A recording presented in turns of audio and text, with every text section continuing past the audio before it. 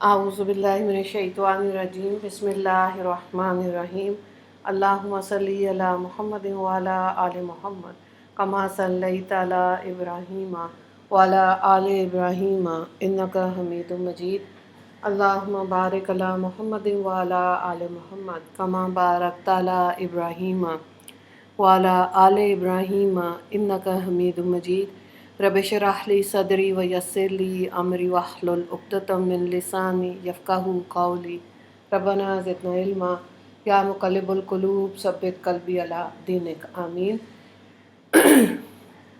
15 रबीउल अव्वल कुरान और हदीस की रोशनी में 10 मिनट के इस्लामी तालीमात। उन्वान नंबर 1, इस्लामी तारीख़ असहाबे कहफ़।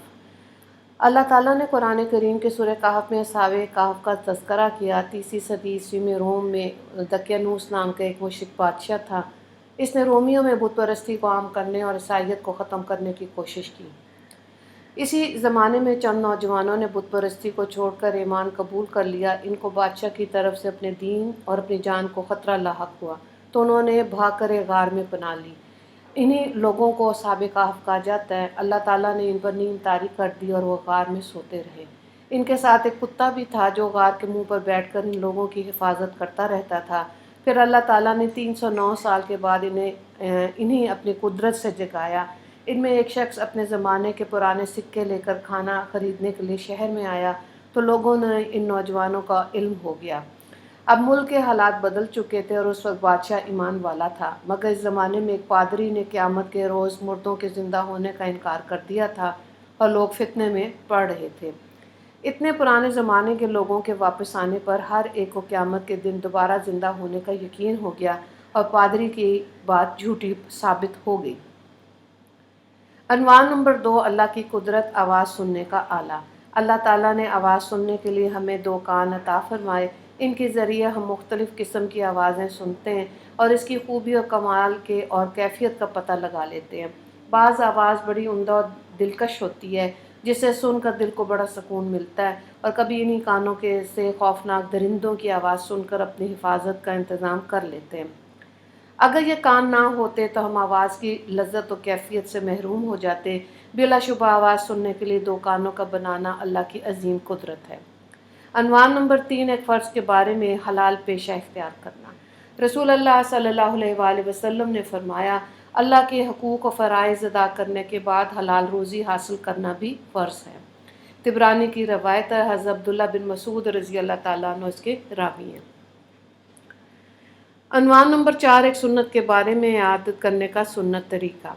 तिरमिज़ी की रवायत है। हज़रत अबू अमामा रज़ी अल्लाह ताला अन्हु उसके रावी हैं। रसूल अल्लाह सल्लल्लाहु अलैहि वसल्लम ने फ़रमाया, मरीज़ की मुकम्मल इयादत यह है कि अपना हाथ इसकी पेशानी या इसके हाथ पर रखे और इसकी तबीयत पूछे। अनवान नंबर 5, एक अहम अमल की फ़जीलत, छूट जाने वाले वजीफ़े के बाद में अदा करना। मुस्लिम की रवायत है। हज़रत उमर बिन ख़त्ताब रज़ी अल्लाह ताला अन्हु उसके रावी हैं। रसूल अल्लाह सल्लल्लाहु अलैहि वसल्लम ने फ़रमाया, जो शख्स अपना रात का वजीफ़ा या इसका कुछ हिस्सा अदा किए बगैर सो गया और इसे फ़जर और ज़ोहर के दरमियान पढ़ लिया तो इसके लिए लिखा जाएगा कि उसने ये वजीफ़ा रात ही को पढ़ा है। अनवान नंबर 6, गुनाह के बारे में चुगली करना। रसूल अल्लाह सल्लल्लाहु अलैहि वसल्लम ने फ़रमाया, अल्लाह के बंदों में सबसे बदतर वो लोग हैं जो चुगलियाँ करते हैं और इसके दोस्तों में जुदाई डालते हैं। बहकी की रवायत है। हज़रत अस्मा बिन्त यज़ीद रज़ी अल्लाह ताला अन्हा इसकी रावियाँ हैं। अनवान नंबर 7, दुनिया के बारे में, दुनिया की ज़ेब व ज़ीनत। बुखारी की रवायत है। हज़रत अबू सईद रज़ी अल्लाह ताला अन्हु इसके रावी हैं। रसूल अल्लाह सल्लल्लाहु अलैहि वसल्लम ने फ़रमाया, मुझे तुम लोगों के बारे में जिस चीज़ का सबसे ज़्यादा डर है वो दुनिया का बनाव संहार है जो तुम पर खोल दिया जाएगा। अनवान नंबर 8, आखिरत के बारे में, मुनाफिक और काफिर का ठिकाना जहन्नुम है। कुरान में अल्लाह ताला फरमाता है, आज क़यामत के दिन न तुम मुनाफिकों से कोई मुआवजा लिया जाएगा और न काफिरों से, और तुम सब का ठिकाना जहन्नुम है, यही जगह तुम्हारे लायक है और वो बुरा ठिकाना है। सूरह हदीद आयत नंबर 15। अनवान नंबर 9, तिब नबवी से इलाज, हाथ पाँव सुन्न होना। हज़रत इब्ने अब्बास रज़ी अल्लाह ताला अन्हु की रवायत है। हज़रत इब्ने अब्बास रज़ी अल्लाह ताला अन्हु की मौजूदगी में एक शख्स का पाँव सुन्न हो गया। تو لوگوں نے فرمایا اپنے محبوب ترین شخص کو یاد کرو۔ اس نے کہا محمد صلی اللہ علیہ وآلہ وسلم، پھر وہ ٹھیک ہو گیا۔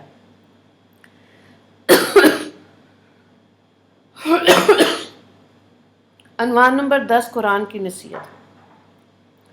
قرآن میں اللہ تعالیٰ فرماتا ہے یتیموں کے مال ان کو دیتے رہا کرو اور اچھی چیز کو بری چیز سے نہ بدلو، اور ان کے مال اپنے مالوں کے ساتھ ملا کر مت کھاؤ، ایسا کرنا یقیناً بہت بڑا گناہ ہے۔ سورہ نساء آیت نمبر 2۔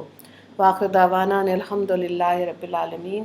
اللہم اغفر للمسلمین والمسلمات والمؤمنین والمؤمنات۔ السلام علیکم ورحمۃ اللہ وبرکاتہ۔